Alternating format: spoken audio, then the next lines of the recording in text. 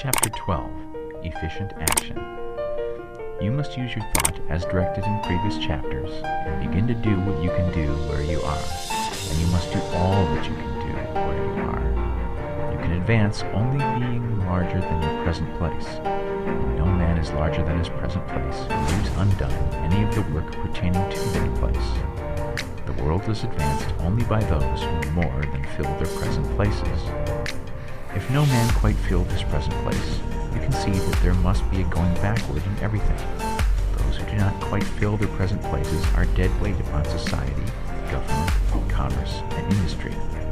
They must be carried along by others at a great expense. The progress of the world is retarded only by those who do not fill the places they are holding.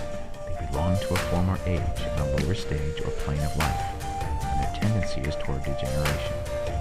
No society could advance if every man was smaller than his place. Social evolution is guided by the law of physical and mental evolution. In the animal world, evolution is caused by excess of life.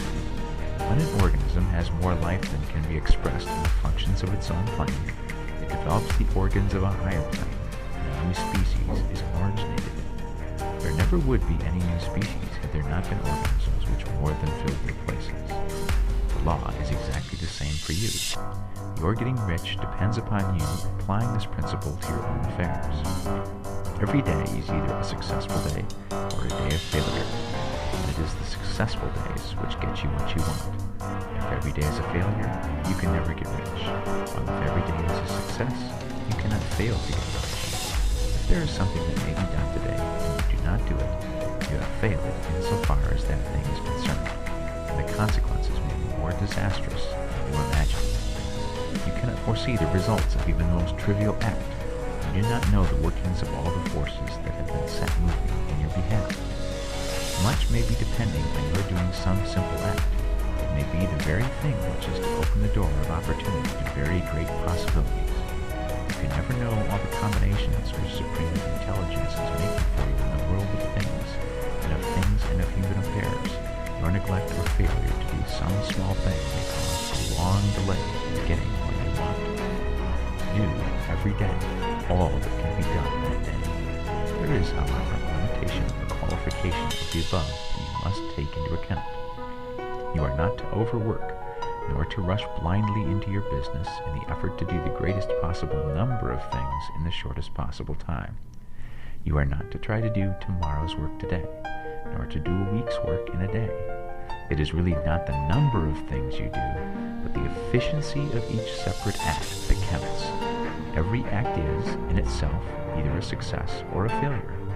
Every act is, in itself, either effective or inefficient. Every inefficient act is a failure, and if you spend your life doing inefficient acts, your whole life will be a failure. The more things you do, the worse for you if all your acts are inefficient ones. On the other hand, every efficient act is a success in itself, and if every act of your life is an efficient one, your whole life must be a success. The cause of failure is doing too many things in an inefficient manner and not doing enough things in an efficient manner. You will see that it is a self-evident proposition that if you do not do any inefficient acts, and if you do a sufficient number of efficient acts, you will become rich. If, now, it is possible for you to make each act an efficient one, you will see again that the getting of riches is reduced to an exact science, like mathematics. The matter turns then on the questions whether you can make each separate act a success in itself. And this you can certainly do. You can make each act a success because all power is working with you, and all power cannot fail. Power is at your service, and to make each act efficient, you have only to put power into it. Every action is either strong or weak. And when every one is strong, you are acting in a certain way which will make you rich. Every act can be made strong and efficient by holding your vision while you are doing it, putting the whole power of your faith and purpose into it. It is at this point that people fail who separate mental power from personal action. They use the power of mind in one place and at one time, and they act in another place and at another time. So their acts are not successful in themselves. Too many of them are inefficient. But if all power goes into every act, how commonplace, every act will be a success in itself. And as in the nature of things, every success opens the way to other successes, your progress towards what you want, and the progress of what you want towards you, will become increasingly rare. So remember that successful action is cumulative in its results. Since the desire for more life is inherent in all things, when a man begins to move towards larger life, more things attach themselves to him, and the influence of his desire is multiplied. Do, every day, all that you can do that day, and do each act in an efficient manner. In saying that you must hold your vision while you are doing each act, however trivial or commonplace, I do not mean to say that it is necessary at all times to see the vision distinctly to its smallest detail. It should be the work of your leisure hours to use your imagination on the details of your vision, and to contemplate them until they are firmly fixed upon memory. If you wish speedy results, spend practically all of your spare time in this practice. By continuous contemplation, you will get the picture of what you want, even to the smallest details, so firmly fixed upon your mind, and so completely transferred to the mind of formless substance. In your working hours, you need only to mentally refer to the picture to stimulate your faith and purpose, and cause your best effort to be put forth. Contemplate your picture in your leisure hours until your consciousness is so full of it that you can grasp it instantly. You will become so enthused with its bright promises that the mere thought of it will call forth the strongest energies of your whole being. Let us again repeat our syllabus, and by slightly changing the closing statements, bring it to the point we have now reached. 1.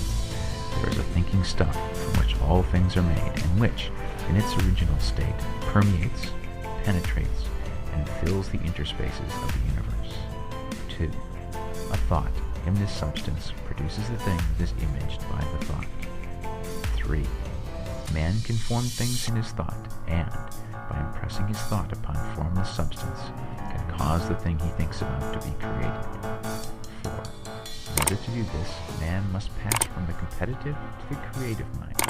He must form a clear mental picture of the things he wants, and do, with faith and purpose, all that can be done each day, doing each separate thing,